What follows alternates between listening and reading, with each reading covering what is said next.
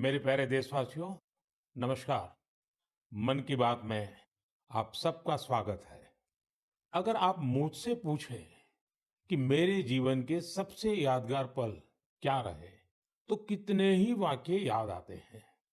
लेकिन इसमें भी एक पल ऐसा है जो बहुत खास है। वो पल था जब पिछले साल 15 नवंबर को मैं भगवान बिरसा मुंडा की जन्म जयंती पर उनकी जन्मस्थली झारखंड के उलिहातू गांव गया था। इस यात्रा का मुझ पर बहुत बड़ा प्रभाव पड़ा। मैं देश का पहला प्रधानमंत्री हूं जिसे इस पवित्र भूमि की मिट्टी को अपने मस्तक से लगाने का सौभाग्य मिला। उस क्षण मुझे न सिर्फ स्वतंत्रता संग्राम की शक्ति महसूस हुई, बल्कि इस धरती की शक्ति से जुड़ने का भी अवसर मिला।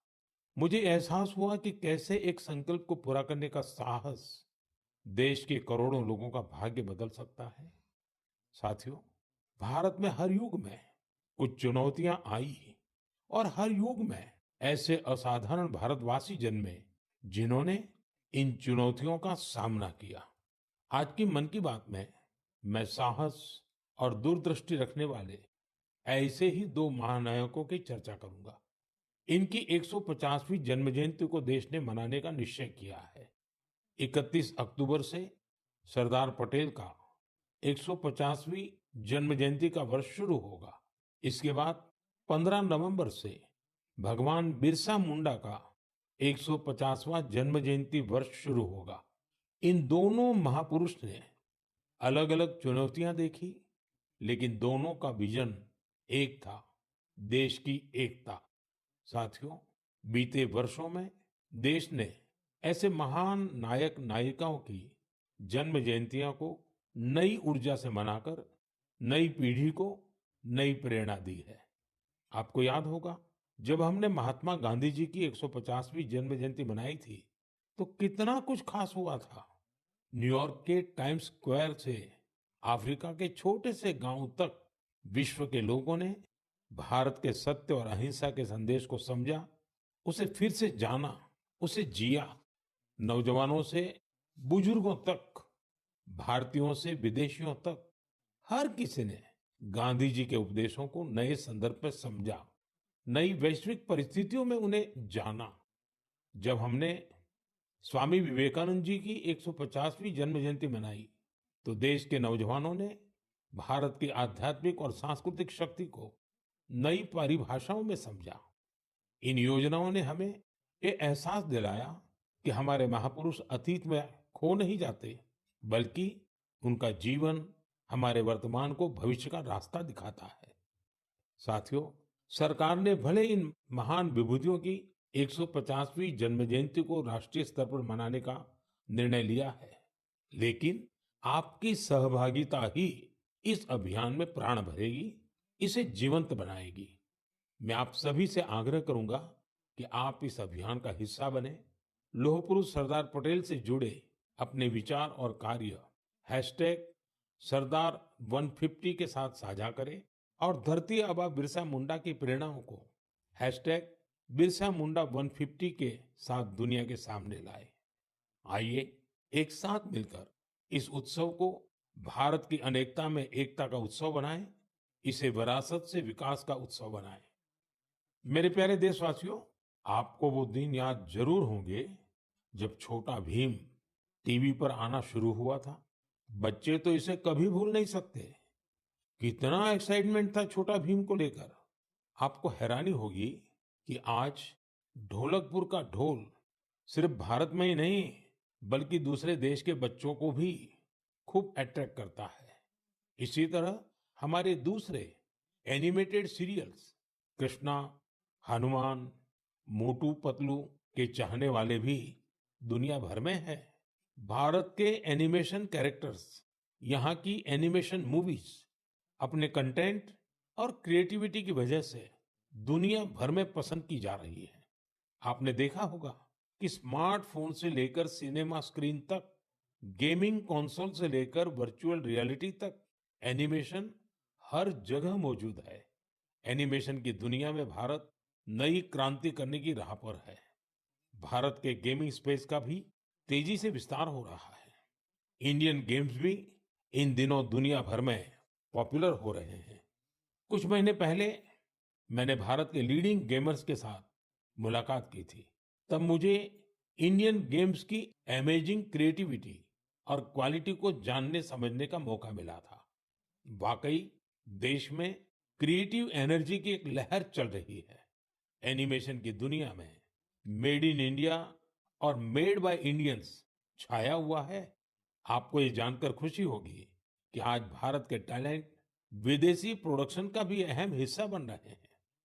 अभी वाली स्पाइडरमैन हो या ट्रांसफॉर्मर्स, इन दोनों मूवीज में हरिनारायण राजीव के कंट्रीब्यूशन को लोगों ने खूब सराहा है। भारत के एनिमेशन स्टूडियो डिज्नी और वार्नर ब्रदर्स जैसी दुनिया के जाने माने प्रोडक्शन कंपनीज के साथ काम कर रहे हैं। साथियों, आज हमारे युवा ओरिजिनल इंडियन कंटेंट, जिसमें हमारी संस्कृति की झलक होती है, वो तैयार कर रहे हैं। इन्हें दुनिया भर में देखा जा रहा है। एनिमेशन सेक्टर आज एक ऐसी इंडस्ट्री का रूप ले चुका है कि जो दूसरी इंडस्ट्रीज को ताकत दे रहा है। जैसे इन दिनों वीआर टूरिज्म बहुत फेमस हो रहा है। आप वर्चुअल टूर के माध्यम से अजंता की गुफाओं को देख सकते हैं, कोणार्क मंदिर के कॉरिडोर में टहल सकते हैं या फिर वाराणसी के घाटों का आनंद ले सकते हैं। ये सभी वीआर एनिमेशन भारत के क्रिएटर्स ने तैयार किए हैं। वीआर के माध्यम से इन जगहों को देखने के बाद कई लोग वास्तविकता में इन पर्यटन स्थलों का दौरा करना चाहते हैं। यानी टूरिस्ट डेस्टिनेशन का वर्चुअल टूर लोगों के मन में जिज्ञासा पैदा करने का माध्यम बन गया है। आज इस सेक्टर में एनिमेटर्स के साथ ही story tellers, writers, voice over experts, musicians, game developers, VR और एआर एक्सपर्ट्स, उनकी भी मांग लगातार बढ़ती जा रही है। इसलिए मैं भारत के युवाओं से कहूंगा, अपनी क्रिएटिविटी को विस्तार दें। क्या पता दुनिया का अगला सुपरहिट एनिमेशन आपके कंप्यूटर से निकले। अगला वायरल गेम आपका क्रिएशन हो सकता है। एजुकेशनल एनिमेशंस में आपका इनोवेशन बड़ी सफलता हासिल कर सकता है। इसी 28 अक्टूबर को यानी कल वर्ल्ड एनिमेशन डे भी मनाया जाएगा। आइए हम भारत को ग्लोबल एनिमेशन पावर हाउस बनाने का संकल्प लें। मेरे प्यारे देशवासियों, स्वामी विवेकानंद ने एक बार सफलता का मंत्र दिया था। उनका मंत्र था, कोई एक आइडिया लीजिए, उस एक आइडिया को अपनी जिंदगी बनाइए, उसे सोचिए, उसका सपना देखिए, उसे जीना शुरू करिए। आज आत्मनिर्भर भारत अभियान भी सफलता के इसी मंत्र पर चल रहा है। ये अभियान हमारी सामूहिक चेतना का हिस्सा बन गया है, लगातार पग पग पर हमारी प्रेरणा बन गया है। आत्मनिर्भरता हमारी पॉलिसी ही नहीं, हमारा पैशन बन गया है। बहुत साल नहीं हुए, सिर्फ 10 साल पहले की बात है। तब अगर कोई कहता था कि किसी कॉम्प्लेक्स टेक्नोलॉजी को भारत में विकसित करना है, तो कई लोगों को विश्वास नहीं होता था, तो कई उपहास उड़ाते थे। लेकिन आज वही लोग देश की सफलता को देखकर अचंभे में रहते हैं। आत्मनिर्भर हो रहा भारत हर सेक्टर में कमाल कर रहा है। आप सोचिए, एक जमाने में मोबाइल फोन इंपोर्ट करने वाला भारत आज दुनिया का दूसरा सबसे बड़ा मैन्युफैक्चरर बन गया है। कभी दुनिया में सबसे ज्यादा डिफेंस इक्विपमेंट खरीदने वाला भारत आज 85 देशों को एक्सपोर्ट भी कर रहा है। स्पेस टेक्नोलॉजी में भारत आज चंद्रमा के साउथ पोल पर पहुंचने वाला पहला देश बना है। और एक बात तो मुझे सबसे ज्यादा अच्छी लगती है, वो ये है कि आत्मनिर्भरता का ये अभियान अब सिर्फ सरकारी अभियान नहीं है। अब आत्मनिर्भर भारत अभियान एक जन अभियान बन रहा है। हर क्षेत्र में उपलब्धियां हासिल कर रहे हैं।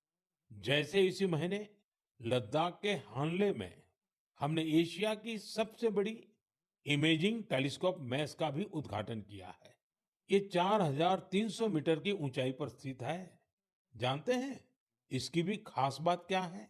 ये मेड इन इंडिया है। सोचिए, जिस स्थान पर -30 डिग्री की ठंड पड़ती हो, जहां ऑक्सीजन तक का अभाव हो, वहां हमारे वैज्ञानिकों और लोकल इंडस्ट्री ने वो कर दिखाया है जो एशिया के किसी देश ने नहीं किया।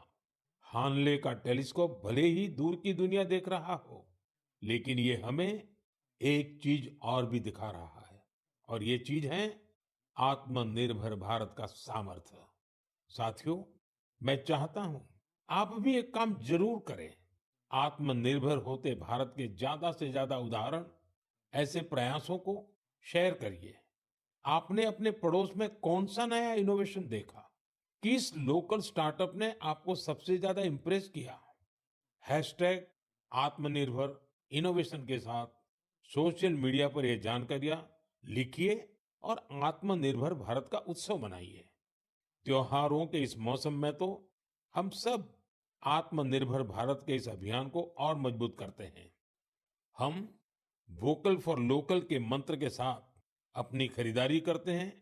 ये नया भारत है जहां इम्पॉसिबल सिर्फ एक चैलेंज है, जहां मेक इन इंडिया अब मेक फॉर द वर्ल्ड बन गया है, जहां हर नागरिक इनोवेटर है, जहां हर चैलेंज एक अपॉर्चुनिटी है। हमें न सिर्फ भारत को आत्मनिर्भर बनाना है, बल्कि अपने देश को इनोवेशन के ग्लोबल पावर हाउस के रूप में मजबूत भी करना है। मेरे प्यारे देशवासियों, मैं आपको एक ऑडियो सुनाता हूँ। हेलो। सर नमस्ते सर। नमस्ते। सर बोलिए सर। देखिए, ये जो आपने एफआईआर नंबर मुझे सेंड किया है, इस नंबर के खिलाफ 17 कंप्लेंट हमारे पास। आप ये नंबर यूज कर रहे हैं? मैंने नहीं यूज करता हूँ सर। अभी कहाँ से बात कर रहे हो? सर कर्नाटक सर, वो मैं घर में हूँ सर। ओके, इसके लिए आप अपनी स्टेटमेंट रिकॉर्ड करवाइए ताकि ये नंबर ब्लॉक कर दिया जाए, फ्यूचर में आपको कोई प्रॉब्लम ना हो। Okay, yes sir. अभी मैं आपको कनेक्ट कर रहा हूँ, ये आपका इन्वेस्टिगेशन ऑफिसर है। आप अपनी स्टेटमेंट रिकॉर्ड करवाइए ताकि ये नंबर ब्लॉक कर दिया जाए। Okay, yes sir, yes sir, yes sir. अब बताइएगा मैं किसके साथ बात कर रहा हूँ। अपना आधार कार्ड मुझे शो कीजिएगा वेरीफाई करने के लिए, बताइएगा। सर मेरे पास अभी नहीं है sir Aadhaar card sir, please sir. Phone आपके फोन में है? नहीं सर। फोन में आधार कार्ड की पिक्चर नहीं है आपके पास? नहीं है सर। नंबर याद है आपको? सर नहीं है सर, नंबर भी याद नहीं है सर। हमने सिर्फ वेरीफाई करना है। ओके, वेरीफाई करने के लिए नहीं सर। आप डरिए ना, डरिए ना। अगर आपने कुछ नहीं किया तो आप डरिए ना। हाँ सर, हाँ सर। अगर आपके पास आधार कार्ड है तो मुझे दिखा दीजिए, वेरीफाई कर नहीं लीजिए। सर, नहीं सर, मैं गाँव को आया था सर, घर में है सर। Okay, coming. जय हिंद। इस व्यक्ति को one side video call record करो as per the protocol. Okay, ये ऑडियो सिर्फ जानकारी के लिए नहीं, ये कोई मनोरंजन वाला ऑडियो नहीं है। एक गहरी चिंता को लेकर के ऑडियो आया है। आपने अभी जो बातचीत सुनी, वो डिजिटल अरेस्ट के फरेब की है। ये बातचीत एक पीड़ित और फ्रॉड करने वाले के बीच हुई है। डिजिटल अरेस्ट के फ्रॉड में फोन करने वाले कभी पुलिस, कभी सीबीआई, कभी नारकोटिक्स, कभी आरबीआई, ऐसे भांति भांति के लेबल लगाकर बनावटी अधिकारी बनकर बात करते हैं और बड़े कॉन्फिडेंस के साथ करते हैं। मुझे मन की बात के बहुत से श्रोताओं ने कहा कि इसकी चर्चा जरूर करनी चाहिए। आइए, मैं आपको बताता हूं ये फ्रॉड करने वाली गैंग काम कैसे करती है, ये खतरनाक खेल क्या है। आपको भी समझना बहुत जरूरी है, औरों को भी समझाना उतना ही आवश्यक है। पहला दाव, आपकी व्यक्तिगत जानकारी, वो सब जुटा करके रखते हैं। आप पिछले महीने गोवा गए थे, है ना? आपकी बेटी दिल्ली में पढ़ती है ना? वे आपके बारे में इतनी जानकारी जुटा कर रखते हैं कि आप दंग रह जाएंगे। दूसरा दाव, भय का माहौल पैदा करो। वर्दी, सरकारी दफ्तर का सेटअप, कानूनी धाराएं, वो आपको इतना डरा देंगे, फोन पर बातों बातों में आप सोच भी नहीं पाएंगे। और फिर उनका तीसरा दाव शुरू होता है। तीसरा दाव, समय का दबाव। अभी फैसला करना होगा, वरना आपको गिरफ्तार करना पड़ेगा।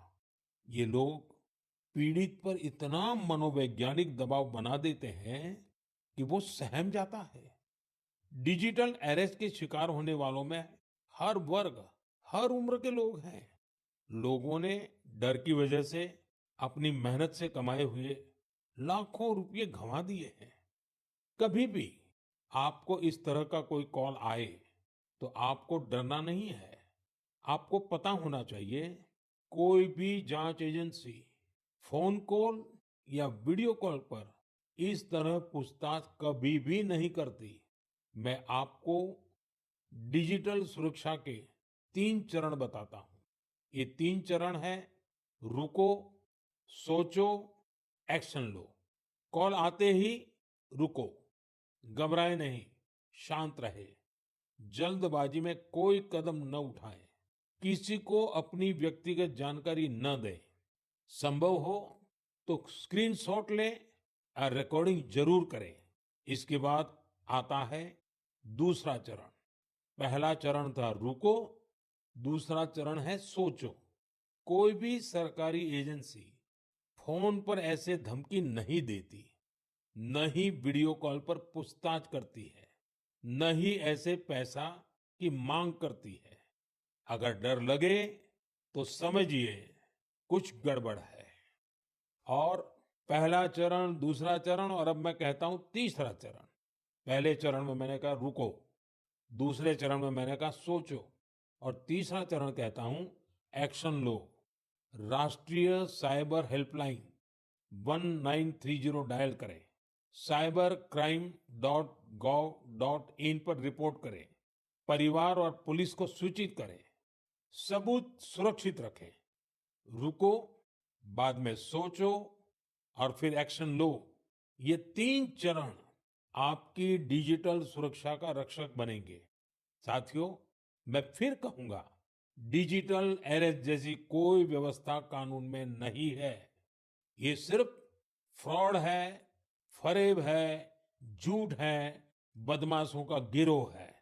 और जो लोग ऐसा कर रहे हैं वो समाज के दुश्मन है। डिजिटल अरेस्ट के नाम पर जो फरेब चल रहा है उससे निपटने के लिए तमाम जांच एजेंसियां राज्य सरकारों के साथ मिलकर काम कर रही है। इन एजेंसियों में तालमेल बनाने के लिए नेशनल साइबर कोऑर्डिनेशन सेंटर की स्थापना की गई है। एजेंसियों की तरफ से ऐसे फ्रॉड करने वाली हजारों वीडियो कॉलिंग आईडी को ब्लॉक किया गया है। लाखों सिम कार्ड, मोबाइल फोन और बैंक अकाउंट्स को भी ब्लॉक किया गया है। एजेंसियां अपना काम कर रही है, लेकिन डिजिटल अरेस्ट के नाम पर हो रहे स्कैम से बचने के लिए बहुत जरूरी है हर किसी की जागरूकता, हर नागरिक की जागरूकता। जो लोग भी इस तरह के साइबर फ्रॉड का शिकार होते हैं, उन्हें ज्यादा से ज्यादा लोगों को इसके बारे में बताना चाहिए। आप जागरूकता के लिए हैशटैग सेफ डिजिटल इंडिया का प्रयोग कर सकते हैं।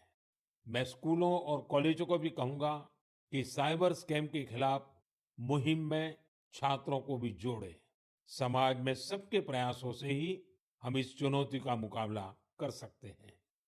मेरे प्यारे देशवासियों, हमारे बहुत सारे स्कूली बच्चे कैलीग्राफी यानी सुलेख में काफी दिलचस्पी रखते हैं। इसके जरिए हमारी लिखावट साफ, सुंदर और आकर्षक बनी रहती है। आज जम्मू कश्मीर में इसका उपयोग लोकल कल्चर को लोकप्रिय बनाने के लिए किया जा रहा है। यहाँ के अनंतनाग की फिरदौसा बशीर जी, उनको कैलीग्राफी में महारत हासिल है।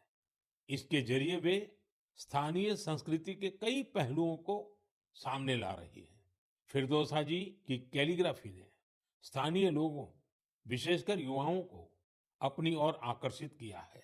ऐसा ही एक प्रयास उधमपुर के गोरीनाथ जी भी कर रहे हैं।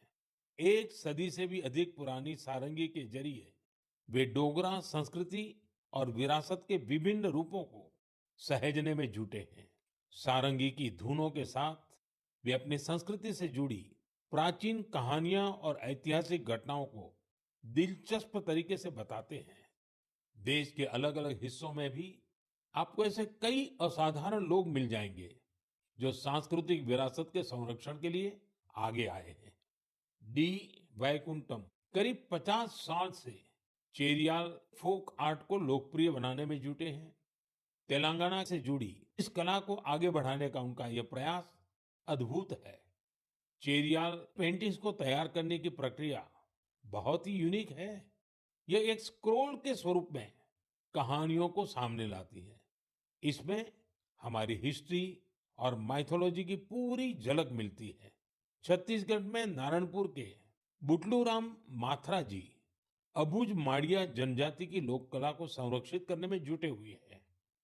पिछले 4 दशकों से वे अपने इस मिशन में लगे हुए हैं।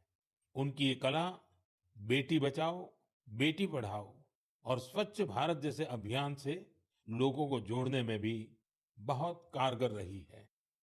साथियों, अभी हम बात कर रहे थे कैसे कश्मीर की वादियों से लेकर छत्तीसगढ़ के जंगलों तक हमारी कला और संस्कृति नए नए रंग बिखेर रही है। लेकिन यह बात यहीं खत्म नहीं होती।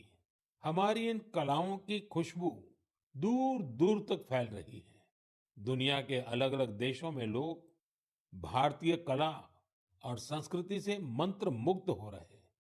जब मैं आपको उधमपुर में गूंजती सारंगी की बात बता रहा था, तब मुझे याद आया कि कैसे हजारों मील दूर रूस के शहर याकुत्स्क में भी भारतीय कला की मधुर धुन गूंज रही है।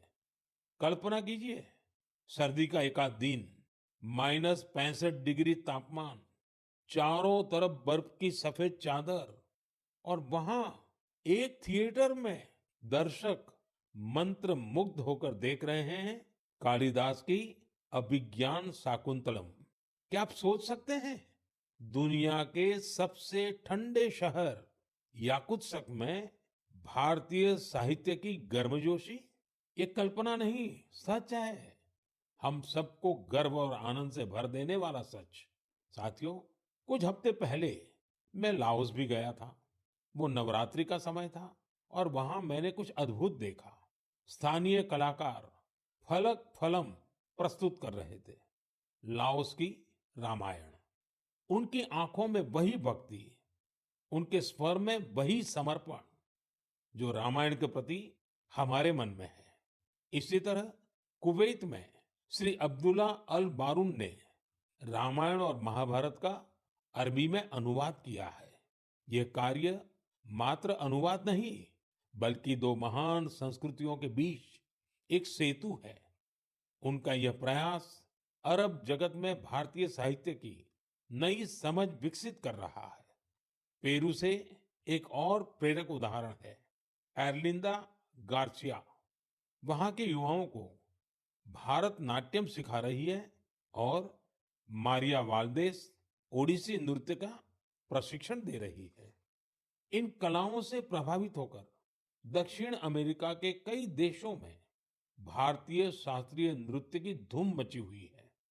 साथियों, विदेशी धरती पर भारत के ये उदाहरण दर्शाते हैं कि भारतीय संस्कृति की शक्ति कितनी अद्भुत है। ये लगातार विश्व को अपनी ओर आकर्षित कर रही है। जहां जहां कला है, वहां वहां भारत है। जहां जहां संस्कृति है, वहां वहां भारत है। आज दुनिया भर के लोग भारत को जानना चाहते हैं, भारत के लोगों को जानना चाहते हैं।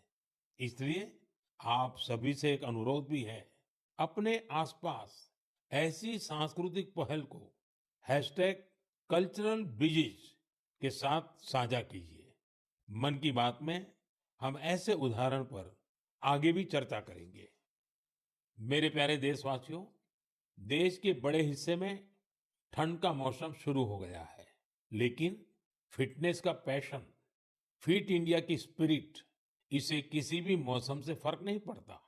जिसे फिट रहने की आदत होती है, वो सर्दी, गर्मी, बरसात कुछ भी नहीं देखता। मुझे खुशी है कि भारत में अब लोग फिटनेस को लेकर बहुत ज्यादा जागरूक हो रहे हैं। आप भी देख रहे होंगे कि आपके आसपास के पार्कों में लोगों की संख्या बढ़ रही है। पार्क में टहलते बुजुर्गों, नौजवानों और योग करते परिवारों को देखकर मुझे अच्छा लगता है। मुझे याद है जब मैं योग दिवस पर श्रीनगर में था, बारिश के बावजूद भी कितने ही लोग योग के लिए जुटे थे। अभी कुछ दिन पहले श्रीनगर में जो मैराथन हुई, उसमें भी मुझे फिट रहने का यही उत्साह ही दिखाई दिया। फिट इंडिया की ये भावना अब एक मास मूवमेंट बन रही है। साथियों, मुझे ये देखकर भी अच्छा लगता है कि हमारे स्कूल्स बच्चों की फिटनेस पर अब और ज्यादा ध्यान दे रहे हैं। फिट इंडिया स्कूल अवर्स भी एक अनोखी पहल है। स्कूल्स अपने फर्स्ट पीरियड का इस्तेमाल अलग अलग फिटनेस एक्टिविटीज के लिए कर रहे हैं। कितने ही स्कूलों में किसी दिन बच्चों को योग करवाया जाता है, कभी किसी दिन एरोबिक्स के सेशन होते हैं, तो एक दिन स्पोर्ट्स स्किल पर काम किया जाता है। किसी दिन खो खो और कबड्डी जैसे पारंपरिक खेल खिलाए जा रहे हैं और इसका असर भी बहुत शानदार है। अटेंडेंस अच्छी हो रही है, बच्चों का कंसंट्रेशन बढ़ रहा है और बच्चों को मजा भी आ रहा है। साथियों, मैं वेलनेस की ऊर्जा हर जगह देख रहा हूँ। मन की बात के भी बहुत से श्रोताओं ने मुझे अपने अनुभव भेजे हैं। कुछ लोग तो बहुत ही रोचक प्रयोग कर रहे हैं। जैसे एक उदाहरण है फैमिली फिटनेस आवर का, यानी एक परिवार हर वीकेंड 1 घंटा फैमिली फिटनेस एक्टिविटी के लिए दे रहा है। एक और उदाहरण इंडिजीनियस गेम्स रिवाइवल का है, यानी कुछ परिवार अपने बच्चों को ट्रेडिशनल गेम सिखा रहे हैं, खिला रहे हैं। आप भी अपनी फिटनेस रूटीन के एक्सपीरियंस #फिट इंडिया के नाम सोशल मीडिया पर जरूर शेयर कीजिए। मैं देश के लोगों को एक जरूरी जानकारी भी देना चाहता हूँ। इस बार 31 अक्टूबर को सरदार पटेल जी की जयंती के दिन ही दीपावली का पर्व भी है। हम हर साल 31 अक्टूबर को राष्ट्रीय एकता दिवस पर रन फॉर यूनिटी का आयोजन करते हैं। दीपावली की वजह से इस बार 29 अक्टूबर यानी मंगलवार को रन फॉर यूनिटी का आयोजन किया जाएगा। मेरा आग्रह है ज्यादा से ज्यादा संख्या में इसमें हिस्सा लीजिए। देश की एकता के मंत्र के साथ ही फिटनेस के मंत्र को भी हर तरफ फैलाइए। मेरे प्यारे देशवासियों, मन की बात में इस बार इतना ही। आप अपने फीडबैक जरूर भेजते रहें। ये त्योहारों का समय है। मन की बात के श्रोताओं को धनतेरस, दिवाली, छठ पूजा, गुरु नानक जयंती और सभी पर्वों की बहुत बहुत शुभकामनाएं। आप सभी पूरे उत्साह के साथ त्योहार मनाएं, वोकल फॉर लोकल का मंत्र याद रखें। कोशिश करें कि त्योहारों के दौरान आपके घर में स्थानीय दुकानदारों से खरीदा गया सामान जरूर आए। एक बार फिर आप सभी को आने वाले पर्वों की बहुत बहुत बधाई। धन्यवाद।